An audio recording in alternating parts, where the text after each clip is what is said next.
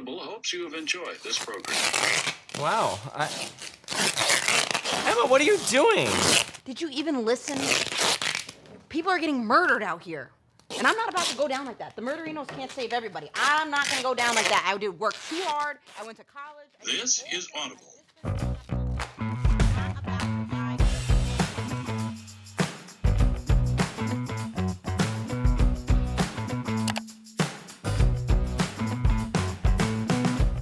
Stay Sexy and Don't Get Murdered is written and narrated by Kilgariff and Georgia Hardstark.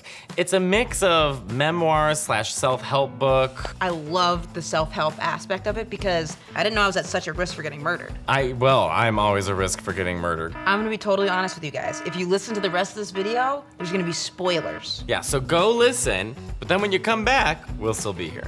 What really resonated with me with Stay Sexy and Don't Get Murdered was how they were each living their lives, looking for meaning, and then finding each other, starting the podcast, and starting such a big, beautiful community. They're just like us. They talk a lot about being too polite. How would you act if you didn't have to be polite?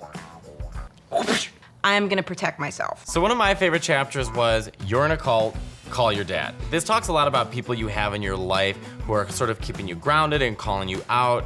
For me, I grew up on the same block as my first 22 cousins. I go to them for advice. I talk to them every day. Those are the people that are gonna tell you, you look like an idiot, you sound like an idiot, calm down.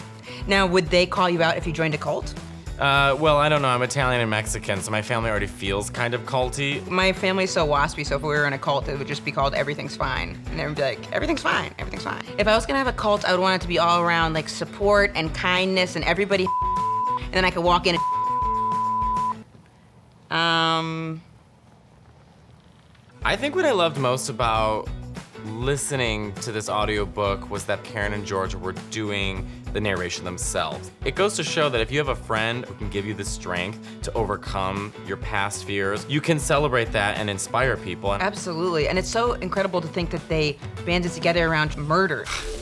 Emma, what are you doing? I'm chasing darkness. That's a makeup brush.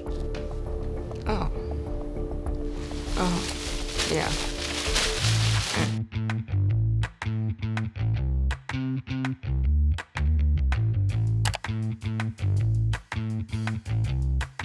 Chase Darkness with Me by Billy Jensen is about his time as a reporter, and as he realized that all of these murderers were slipping through the cracks, he decided to do something about it. You know what's really cool is that the foreword for this book was written by Karen Kilgariff, which is a great link, ties them together. Absolutely. But I was thinking, would you write the foreword to my book? Absolutely, of course. It's kind of like when a rapper invites someone to do like a guest spot in their album, it's kind of like co-signing. Like it's like, I'm cool with this person.